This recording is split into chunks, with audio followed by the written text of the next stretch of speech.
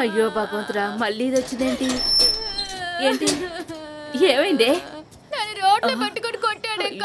అది కాకుండా 10-20 కిలోమీటర్ల అవతల కొట్టాడు. చుట్టుపక్కల వాళ్ళు వింటారు. అక్కడి నుంచి వస్తున్నానక్క. నన్ను ఇలా కొట్టాడే. నాకు తల్లిదండ్రులు లేరనే చూడు. ముందు నువ్వు ఏడు పాపు.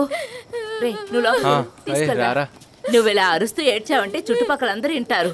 నువ్వేం బాధపడుకో. ఏమైనా తిన్నావా? సరే లోపలికి రా, తిందు. వేయించిన చేప ఉందా? ఉంది. చాలా ఉన్నాయిగా. రేయ్, ఏంటి? అమ్మని నాన్న బాగా కొట్టేశారా? చాలా కొట్టారు. అమ్మ కూడా కొట్టింది. మంచి కుటుంబం. అప్పన్నా ఏంట్రా? ఏదో కనిపించడం లేదే. ఆ బాలం అక్కడే ఎక్కడ? నువ్వు దేని గురించి మాట్లాడుతున్నావు? ఇక్కడేం లేదే. ఇక్కడ ఉండింది, నేను చూసాను. పోయినసారి వచ్చినప్పుడు ఉండింది. అమ్మ అర్మార్ మీద పెట్టినప్పుడు. అదేమి అర్మార్లో లేదురా. ఇక్కడ చాలా అర్మార్లు చాలా ఉన్నాయి. ఇప్పటికీ ఇది చదువు పట్టుకో.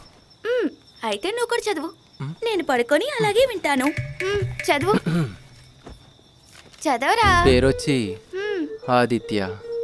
ఆదిత్య వాళ్ళ నాన్న పేరు. ఆదిత్య వాళ్ళ నాన్న. మా ఆయన కానీ ఉండుంటేనా వెళ్ళి చేపలు కొనుక్కొని తీసుకొచ్చి ఇచ్చేవాడు. ఇలా గజ్జి తాగే పరిస్థితి వచ్చిందా? ఈసారి కొట్టేటప్పుడు నాకు ముందుగానే చెప్పు. నేను చేపలన్నీ వేయించి పెట్టుంచుతాను. ఇక నేను అక్కడికి వెళ్ళను.